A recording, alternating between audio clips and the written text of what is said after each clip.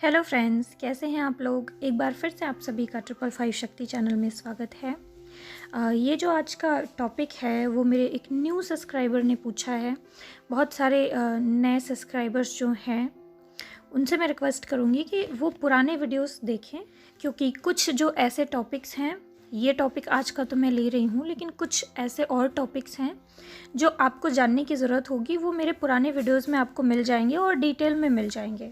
लेकिन फिर भी आज का जो ये टॉपिक था वो काफ़ी इम्पॉर्टेंट मुझे लगा। और dark night of the soul वाली जो सिचुएशन है वो ट्विन फ्लेम जर्नी में एक बार नहीं कई बार आती है। ट्विन फ्लेम्स के साथ कई बार ये चीज़ होती है, ये सिचुएशन आती है। इसलिए मैं इस टॉपिक को ले रही हूँ कि आप अगर dark night of the soul वाली सिचुएशन से गुजर रहे हैं तो आपको इसमें क्या ध्यान रखना है, कैसे इससे बाहर आना है। Dark night of the soul वाली सिचुएशन में हमारा दिमाग तो काम कर नहीं रहा होता है, नेगेटिविटी बहुत ज़्यादा हमको घेर के रखती है। ऐसा लगता है जैसे दिमाग पे कोई और ही हावी हो रहा है, सोचने समझने की शक्ति ही चली जाती है। तो उस वक्त अगर आप पहले से कुछ चीज़ें ध्यान में रखेंगे, आप पहले से प्रिपेयर कर लीजिए कि कभी भी अगर आप ऐसी किसी स्थिति से गुजर रहे होंगे तो आपको उस वक्त क्या 2-3-4 चीज़ें ध्यान में रखनी है जो आपको हर ऐसे dark night of the soul वाले सिचुएशन से बाहर आने के लिए प्रेरित करेगी, या फिर उस सिचुएशन में थोड़ा सा आपको पॉजिटिव रहने में हेल्प करेगी। तो चलिए, सबसे पहले मैं आपको dark night of the soul वाली सिचुएशन क्या होती है, आपको कैसे पता चलेगा कि ये एक dark night of the soul वाली सिचुएशन है, कैसे आप फाइंड करेंगे, कैसे आप समझ जाएंगे और कैसे उससे बाहर आने का प्रयास करेंगे। साइन क्या क्या होते हैं मैं आपको थोड़ा सा बता रही हूँ शॉर्ट में। Dark night of the soul का प्रोसेस सभी के साथ होता है, जो भी ट्विन फ्लेम जर्नी में है ज़रूर उसे गुजरना होता है, कई बार गुजरना पड़ता है। Dark night of the soul वाली सिचुएशन एक कुकून वाली सिचुएशन होती है। जैसे एक बटरफ्लाई बनने से पहले उसको काफ़ी टाइम तक कुकून में रहना पड़ता है। तो dark night of the soul को मैं एक्सप्लेन कर रही हूँ थोड़ा सा अच्छे से, आप इसको समझ जाएंगे और इसको साइन की तरह आप ले सकते हैं कि अगर ऐसा ऐसा कुछ आपके साथ हो रहा हो तो वो आपका dark night of the soul वाला सिचुएशन होगा।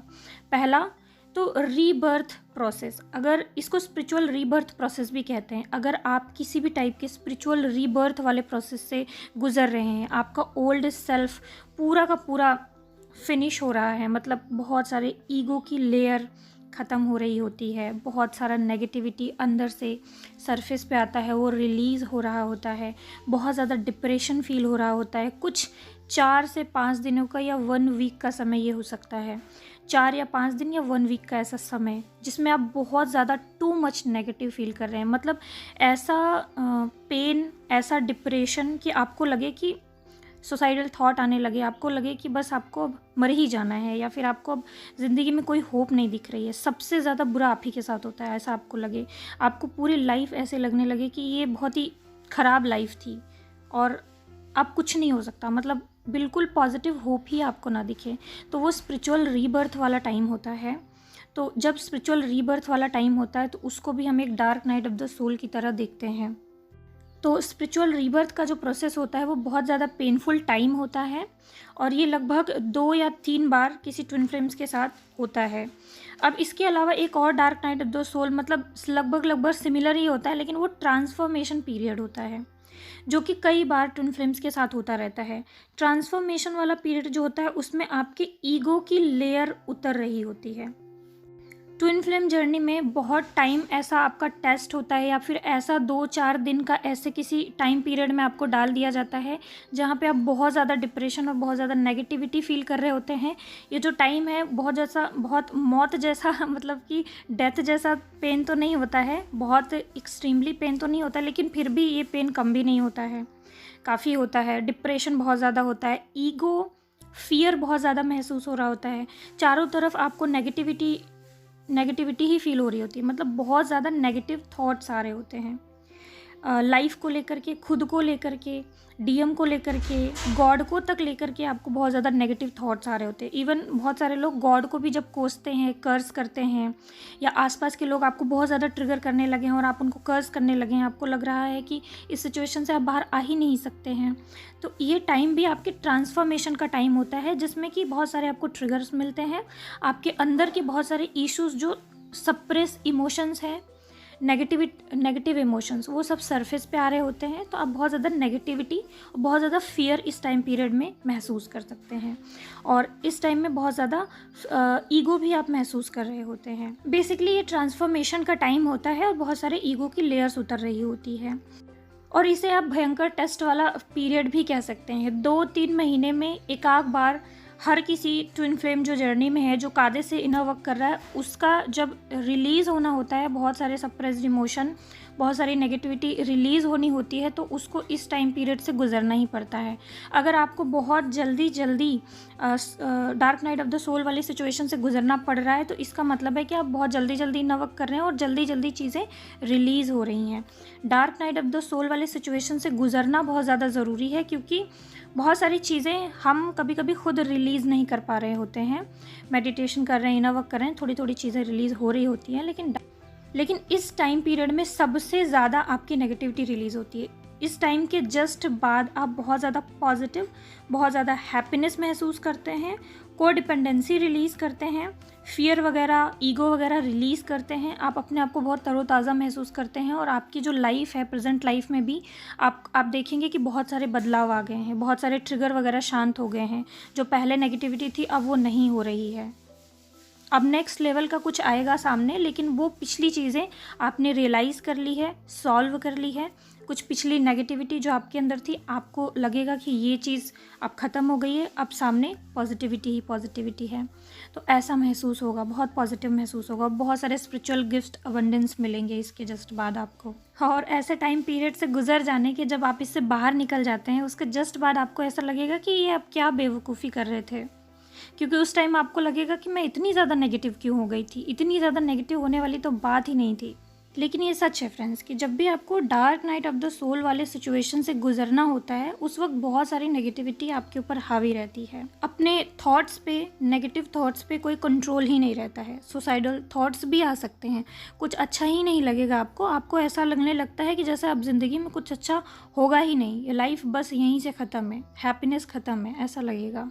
आपको ऐसा लग सकता है कि इतना सारा जो आपने किया उसका कोई मतलब नहीं है, उसका कोई बेनिफिट ही नहीं मिल रहा है।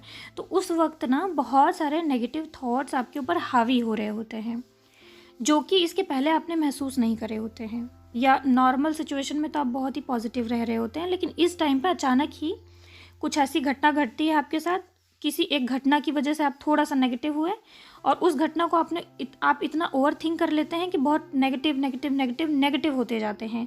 और 4-5-6 दिन तक ये पीरियड चलता है कि आप काफ़ी ज़्यादा नेगेटिव हो जाते हैं, काफ़ी ज़्यादा ईगो महसूस कर रहे होते हैं, या ट्रिगर महसूस कर रहे होते हैं, या फियर महसूस कर रहे होते हैं, कहीं भी मन नहीं लगता है, बहुत नेगेटिव थॉट्स आते हैं, बहुत ज़्यादा नाइटमेयर भी आप महसूस कर सकते हैं, गलत बुरे ड्रीम आना, ये सब भी महसूस कर सकते हैं। और इस टाइम पे कभी कभी बहुत सारे वीकनेस भी आपको महसूस होने लगती है, हेल्थ इश्यूज़ भी आप फेस कर सकते हैं, फीवर वगैरह भी आप फेस कर सकते हैं, तो चक्रास वगैरह में भी आप काफ़ी पेन महसूस कर सकते हैं, या ओवरऑल बॉडी में भी आप पेन महसूस कर सकते हैं। तो ये सारे कुछ साइन होते हैं dark night of the soul वाले सिचुएशन के। अब अगर मैं सिंपली आपको बताऊं कि इससे अगर आपको बाहर आना है, जल्दी बाहर आना है, तो कैसे आप आएंगे, क्योंकि देखिए ये आपका टेस्ट होता है। जितनी जल्दी आप चीज़ों को समझ पाएंगे, डिसीजन लेंगे, उतना जल्दी आप इससे बाहर आ जाएंगे। कभी कभी ये जो टाइम होता है 3 से 4 दिन का होता है, कभी कभी ये टाइम 1 वीक का हो सकता है, कुछ लोगों के लिए ये टाइम 10 दिन या 15 दिन का हो सकता है। लेकिन बस इतना जान लीजिए कि जितना थोड़ा सा लंबा टाइम होगा, उतनी ही ज़्यादा नेगेटिविटी आप रिलीज़ करेंगे, और उतना ही ज़्यादा जब आप बाहर आएंगे इससे, तो बहुत ज़्यादा पॉजिटिव महसूस करेंगे। जब ट्विन फ्लेम जर्नी में पहली बार आप dark night of the soul वाले सिचुएशन से गुजरते हैं, तो वो वाला सबसे खतरनाक होता है। उसके बाद भी कई बार होता है, कई बार, लेकिन उसका जो इंटेंसिटी वो थोड़ा सा कम होता जाता है, मतलब अंदर नेगेटिविटी कम होती जाती है, तो dark night of the soul का पेन वगैरह भी थोड़ा सा कम होता जाता है। अंडरस्टैंडिंग भी आपकी बढ़ती जाती है, नॉलेज भी थोड़ा बढ़ती जाती है, तो आपको थोड़ा पीसफुल रहना, काम रहना आने लगता है। जितनी ज़्यादा अंडरस्टैंडिंग बढ़ती जाएगी, सिचुएशन को हैंडल करने की क्षमता बढ़ती जाएगी, उतना ही ज़्यादा आप नेगेटिव वाले टाइम में थोड़ा अपने आप को बैलेंस रख पाएंगे। तो पहला वाला जो पेन होता है, पहली बार जब होता है, तो पहला वाला पेन बहुत ज़्यादा एक्सट्रीम होता है। उसके बाद धीरे धीरे इसकी इंटेंसिटी कम होती जाती है। बाद में आपका dark night of the soul वाला सिचुएशन आएगा ही नहीं, आएगा कभी तो 6 महीने, साल में एक आध बार आएगा, जब आपको कुछ बहुत बड़ा लर्न कराना होगा, जब कुछ गलती आप कर रहे होंगे, जब कुछ मिस्टेक्स कर रहे होंगे और आपको उसको रिलीज़ करना होगा, रियलाइज़ करना होगा, या किसी ईगो में आप बह रहे होंगे और आपको रियलाइज़ करना होगा, तब ऐसा सिचुएशन गॉड लाते हैं। तो चलिए अब जल्दी जल्दी बता देती हूँ कि ऐसी सिचुएशन में आपको करना क्या होता है। वैसे तो आपका कोई कंट्रोल नहीं होता है, आपको जब गुजरना है तो उतना टाइम पीरियड में गुजरना ही होता है, और आपको वहाँ पे सोचने समझने की भी थोड़ी शक्ति कम होती है, बहुत ज़्यादा नेगेटिविटी होती है, तो बहुत ज़्यादा मेहनत आपको करनी पड़ती है पॉजिटिव होने के लिए।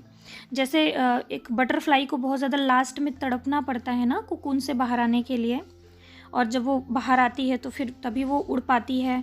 तो लास्ट टाइम जब आपको इससे बाहर आना होता है तो आपको अपने माइंड में बहुत ज़्यादा स्ट्रगल करना पड़ता है, अपने आप को उस नेगेटिविटीज़ को लेट गो करके पॉजिटिव करना होता है, और वो पॉजिटिव डिसीजन लेना होता है। चीज़ों को, नेगेटिविटी को लेट गो करके वो मेन पॉजिटिव डिसीजन, या जो मेन आपकी लर्निंग चल रही है, या जो वो particular dark night of the soul वाली सिचुएशन आपको क्यों दी गई है, उसमें अगर कुछ लर्निंग है, कुछ सीखना है, कुछ ईगो है जिसको आपको रियलाइज़ करना है और उस ईगो को छोड़ के बाहर आना है इससे, तो वो जो अंत का रियलाइजेशन वाला टाइम होता है वो बहुत ही पेनफुल होता है। उसमें आपको बहुत स्ट्रगल करना पड़ता है और पॉजिटिव होकर कुछ डिसीजन लेना पड़ता है और उससे बाहर आना पड़ता है, और वहीं पे खुद के दिमाग को बहुत ज़्यादा पॉजिटिव करके आप इस नेगेटिविटी को हरा देते हैं और बाहर आ जाते हैं इस नेगेटिव सिचुएशन से। तो फ्रेंड्स, इस टाइम पीरियड में आपको कुछ बातों का, कुछ चीज़ों का बहुत ज़्यादा ध्यान रखना पड़ेगा, तभी आप अपने आप को पॉजिटिव करके इससे बाहर निकल पाएंगे।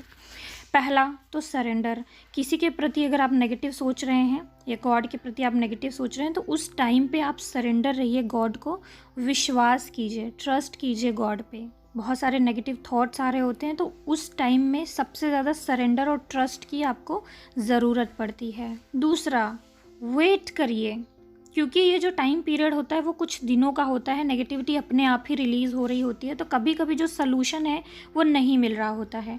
कभी कभी आप गॉड से प्रे भी करेंगे तो गॉड का भी आपको हेल्प नहीं मिल रहा होता है, क्योंकि वो रिलीज़ होना ही है, उसमें वो चीज़ आपको लर्न करना ही है, तो कभी कभी गॉड भी वहाँ पे हेल्प नहीं कर रहे होते हैं। जैसे कि अगर एग्ज़ाम चल रहा है तो एग्ज़ाम हॉल में टीचर आपको कुछ नहीं बताता, जस्ट ऐसे ही उस वक्त आपको खुद ही सोच समझ के उसको अंडरस्टैंड करके खुद की हेल्प करके बाहर निकलना होता है। तो कभी कभी वहाँ पे गॉड भी आपकी मदद नहीं कर रहे होते हैं, आपका प्रेयर भी नहीं सुना जाता है, तो उस वक्त आप गॉड को ब्लेम ना करें, कुछ ना करें, जस्ट उन पे सरेंडर रखें, ट्रस्ट करें और थोड़ा सा वेट करें कि ये टाइम जो है वो निकल जाएगा। ये dark night of the soul वाला टाइम है, नेगेटिविटी रिलीज़ हो रहा है, ईगो लेयर उतर रही है, तो ये टाइम गुजर जाएगा, तो बस वेट करें थोड़ा। और तब तक आपको खुद से स्ट्रगल करते रहना है, मतलब अपने आप को लगातार पॉजिटिव रखने की कोशिश करते रहना है। तीसरा, इस सिचुएशन को आपको एक्सेप्ट करना है कि जो भी हो रहा है आपके अच्छे के लिए हो रहा है, कुछ भी नेगेटिव नहीं है, तो आप इस सिचुएशन को एक्सेप्ट करें। चौथा, खुद की केयर करें। उस वक्त कोई भी सुसाइडल थॉट आ रहे हैं तो उस वक्त कोई डिसीजन ना लें, कोई नेगेटिव डिसीजन ना लें, खुद का केयर करें। उस टाइम पे अपने खाने पीने का ख्याल रखें, थोड़ा सा अपने मेंटल हेल्थ का ख्याल रखें, कोशिश करें, मन तो नहीं करेगा मेडिटेशन में बैठने का, लेकिन कोशिश करें ज़्यादा टाइम मेडिटेशन में आंख बंद करके बैठे रहें, और थोड़ा सा खुद को उस वक्त टाइम दें, थोड़ा सा रिलैक्स रहें। अगर ऑफिस वगैरह जाते हैं तो अगर 1-2 दिन की छुट्टी भी ले लेंगे तो कोई बात नहीं। खुद को लव करें, उस वक्त खुद की केयर करें, और आप खुद ही कर सकते हैं, क्योंकि उस वक्त आपको ये भी फीलिंग आएगी कि कोई आपका ख्याल नहीं रखता, कोई आपको लव नहीं करता, तो इस टाइम में आपको खुद का ही ख्याल रखना होता है। और थोड़ा सा और खुद को पॉजिटिव रखने के लिए 5वां पॉइंट, आप नाम जाप भी कर सकते हैं। लगातार कोई मंत्र चैंट करें, कोई पॉजिटिव मंत्र चैंट जिससे नेगेटिविटी आपसे दूर रहे। अपना ऑरा डेफिनेटली लॉक करके रखें, क्योंकि उस वक्त आप बहुत ज़्यादा नेगेटिव होते हैं तो डीमन अटैक और नेगेटिविटी के अटैक ये सब भी ज़्यादा होने लगते हैं। और लगातार नाम जाप करें या अजपा जाप करें तो भी आपको उस नेगेटिविटी में थोड़ी राहत मिलती है। लास्ट और मेन पॉइंट, जब आप अंत में छटपटा रहे होते हैं इससे बाहर निकलने के लिए, तो जब आप अंत में बाहर निकलते हैं तो उस कोकून को तोड़ के बाहर निकलते हैं, यानी अपने दिमाग को, जो आपकी लर्निंग है उस लर्निंग को अपने आप को समझा के वो चीज़ लर्न करके रियलाइज़ करके बाहर निकलते हैं। तो जो लास्ट में रियलाइजेशन वाला स्टेट है वो आपको क्रॉस करना बहुत ज़रूरी है। उसी में आप देखें कि कुछ तो ऐसा होता है जो आप समझ नहीं पा रहे हैं, या कुछ तो ऐसा पैटर्न है कुछ तो ऐसी थिंकिंग है जो इस वक्त आपके दिमाग में बहुत ज़्यादा चल रही है, तो आपको उसी को समझना है। उसमें क्या नेगेटिव है वो आपको रियलाइज़ हो जाएगा और उसी चीज़ को आपको रिलीज़ करना है। अगर कोई चीज़ करने में बहुत ज़्यादा ईगो महसूस हो रहा है तो उस ईगो को शटर करके वो काम कीजिए। जैसे कि किसी ने आपके साथ कुछ गलत किया है, ट्रिगर कर दिया और आपको उससे माफ़ी मांगने की इच्छा नहीं हो रही है, लेकिन अंदर से ऐसा आ रहा है कि नहीं, इस चीज़ को ख़त्म करने के लिए आपको माफ़ी मांगना ही पड़ेगा। ऐसी सिचुएशन आ ही गई है आपके सामने, तो उस वक्त ईगो में इस चीज़ को और लंबा ना बढ़ाएं, उस वक्त माफ़ी मांग लें। यहाँ पे अगर आपने माफ़ी मांग ली तो इसका मतलब आपने अपने ईगो को शटर किया और आपने सॉरी बोला और बात वहीं ख़त्म हो गई। आपने अपना लेसन लर्न कर लिया। कभी कभी चीज़ों को सही रियलाइजेशन के लिए या आपके ईगो की लेयर हटाने के लिए ही आपका कुछ टेस्ट हो रहा होता है, और उस लास्ट समय में ये क्या ओवरऑल चल रहा है उसको समझ के, अंडरस्टैंड करके, डिसीजन लेकर के, पॉजिटिव डिसीजन लेके, ईगो को साइड में रख के, फियर को साइड में रख के, फियरलेस होके आपको ही कुछ डिसीजन लेना होता है जो सभी के भले के लिए हो, और अपने लिए पॉजिटिविटी आप ही को क्रिएट करना होता है। जैसे ही आप लर्न करते हैं, जैसे ही सॉल्व करते हैं पजल, वैसे ही आप इस dark night of the soul वाली सिचुएशन से बाहर आ जाते हैं। फिर आपको सब कुछ नॉर्मल और पॉजिटिव फील होने लगता है। तो ओके फ्रेंड्स, बस आपको यही करना है, इन्हीं कुछ बातों का ध्यान रखना है, और बाकी सारी चीज़ें तो हमारे कंट्रोल में होती नहीं है, तो थोड़ा सा वेट भी करना है, ठीक है। तो चलिए आज के लिए बस इतना ही। होप कि आपकी थोड़ी सी हेल्प हुई हो। तो okay friends, God bless you all, have a nice day. ओम नमः शिवाय, ओम साई।